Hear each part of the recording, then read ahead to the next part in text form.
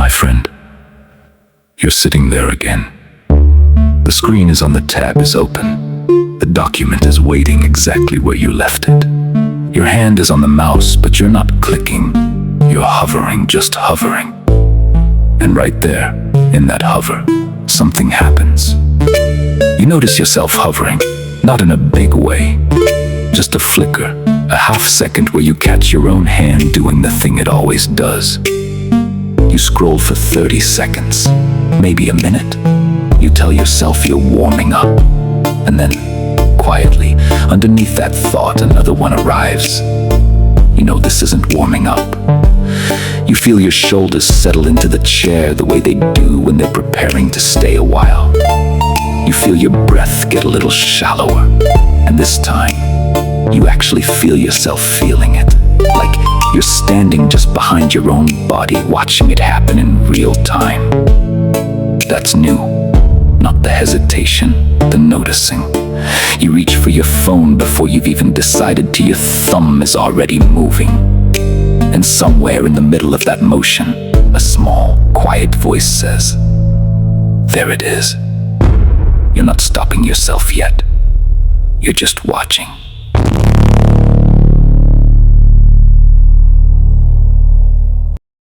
You've done this before.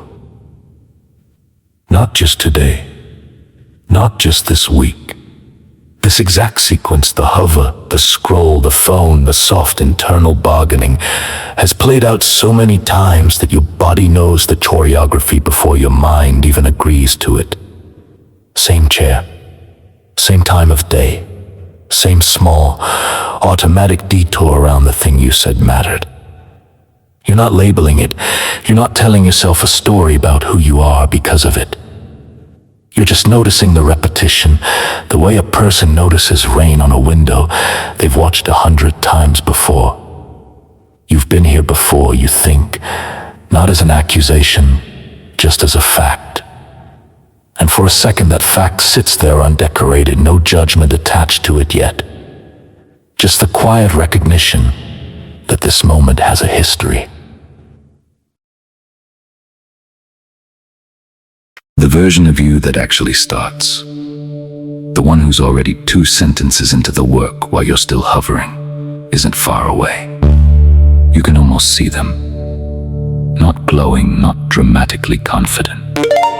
Just a few inches ahead, already moving. You watch yourself not become them again. It used to feel like a battle. Now it barely registers as one. That's the strange part. The resistance has gotten so quiet, so familiar, that it doesn't even announce itself as resistance anymore. It just shows up as busyness, as one more thing first. As coffee you don't actually want, made carefully, slowly, like a ritual designed to use up exactly enough time that starting becomes someone else's problem. You open the file, you stare at it, and here's the shift. You catch the exact moment your mind reaches for an excuse. You watch the excuse form, almost like subtitles appearing under your own thoughts. I should check this first, I should clear my head, I'll start after lunch. You don't believe the excuse, but you notice that you don't believe it and you still let it happen anyway. That noticing is new. It didn't used to be there. You think about how many days have folded into weeks this way, not because you didn't care. You cared enough that the gap between who you are and who you wanted to be started to hurt a little. So you did what people do with a hurt they don't want to feel directly. You softened it. You found language for it that sounded almost kind. I just need more time, I'm being realistic. This isn't the right moment yet.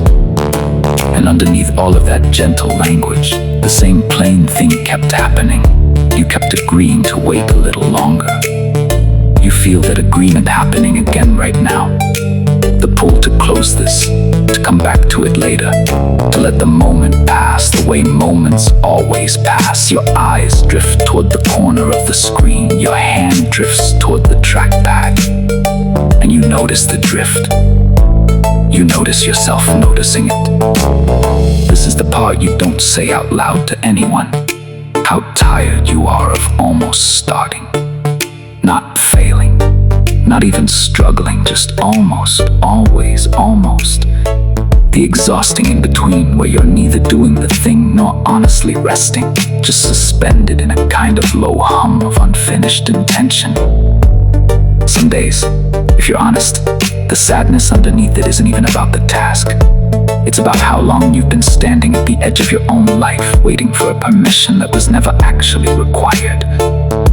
You notice your jaw is a little tight. You notice you've been holding your breath without meaning to small things, physical things. The body keeping score of a decision the mind hasn't made yet. And here's where it gets interesting. You stay with it. You don't immediately reach for the phone this time. You just sit in the discomfort one beat longer than usual, watching it, the way you'd watch weather move across a field. It doesn't feel powerful. It feels almost nothing, quiet, plain, unremarkable. But it's different, because every other time, you would have already left. You think about how normal this loop became without you ever agreeing to it on purpose. You didn't decide, one day I will spend years almost starting things. It accumulated. One postponed hour at a time, each one small enough to forgive, until the postponing itself became the main activity of certain afternoons. And the strange comedy of it, the part that would almost be funny if it didn't ache a little, is that none of this was ever about laziness. You know that now, watching it happen. It was fear dressed very carefully as patience. It was love for some old, smaller version of yourself dressed as caution. A kind of loyalty to the person you don't fully need to protect anymore. You feel how tiring that loyalty has been. You notice the screen again, the cursor, blinking in the same spot it's been blinking in for several minutes now. Waiting, not impatient, just present the way it always is, indifferent to how long you take. And for the first time in this entire moment, you don't look away from it. You notice something else now, something slightly sharper than what came before. It's not just that you're hovering, it's that hovering has started to feel like its own kind of home. A strange, uncomfortable home, but a home all the same. You know its corners. You know exactly how long you can stay in it before the guilt arrives, and exactly how to soften the guilt once it does. That's the part that catches you off guard, not the procrastination itself. You've known about that for years, but how furnished it's become, how practiced. You have a whole choreography for staying stuck that runs smoother than your choreography for actually starting. You think about the last time you felt truly behind something, not behind on it, but inside it, moving with it. You have to reach back further than feels comfortable to find that memory. And in the space where that memory should be easy to locate, there's just a long stretch of almost days. Days that started with intention and dissolved into the same hover, the same scroll, the same soft bargaining you're sitting in right now. You feel something tighten slightly behind your sternum, not panic, something quieter and more specific. The particular ache of realizing how much of your own time you spent managing a feeling, instead of simply walking through it. Your eyes flick to the clock in the corner of the screen. You do the math without meaning to. How long you've been sitting here? How long since you opened the file? How long since you told yourself just 5 more minutes? The first time today. The number is uncomfortable. You let yourself see it anyway. And something in you very quietly stops negotiating. Not dramatically, not with resolve exactly. More like a held note finally running out of breath. You notice your hand is still resting on the mouse, and for the first time in this entire sitting, it isn't hovering. was just resting, waiting for you, rather than waiting with you. You think about the version of you a few inches ahead, the one already moving. And for the first time, instead of watching them with a kind of tired envy, you feel something closer to recognition. Not, they are better than me, just, they are also me, on a day when I didn't do this. That distinction matters more than it sounds like it should. Because if they're not a different person, if they're just you, on a slightly different afternoon, then the gap between you and them isn't a character flaw. It's just a sequence of small moments, repeated enough times to feel permanent. And sequences can be interrupted, even mid-sequence. Even now still warm in your chest, and the cursor still blinking, and the coffee still cooling beside you, untouched. Something shifts, not loudly, just a small recalibration, like a held breath finally released halfway. You see the whole shape of it at once, not as an idea, but as a feeling. The hover, the scroll, the soft excuses, the quiet agreement to wait.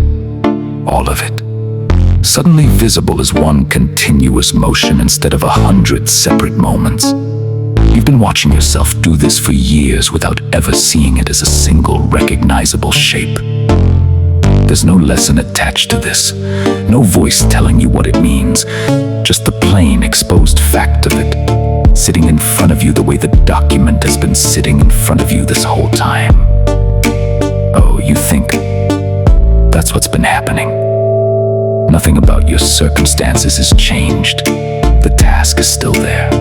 The discomfort is still there. But something about seeing the pattern this clearly makes it slightly less able to operate in the dark, the way it usually does. You can feel a little more space now. Not relief, exactly, just room. A small amount of distance between you and the loop that was running things a few minutes ago. You don't have to finish everything today. You don't have to become someone else by tonight. You just noticed yourself in the middle of the thing you always do a little earlier than usual. And that noticing is still here with you. Not as an answer, not as a finished thought, just as a quiet kind of company, sitting a little closer than before. You don't transform. Nothing dramatic happens. You just move one finger. You type one sentence, not a perfect one, not even a good one, just one that exists where a moment ago there was only a blinking cursor. You feel your heart still beating a little faster than normal, the discomfort still sitting in your chest exactly where it was. You keep going anyway, not heroically, not because the fear left, because you're no longer willing to spend the next hour managing it instead of moving through it. That's the whole choice, small, almost unremarkable from the outside. A sentence, a message sent before you can re-edit it into safety. A door opened a few seconds earlier than usual. Nothing about it looks like change. It just is change quietly, in real time.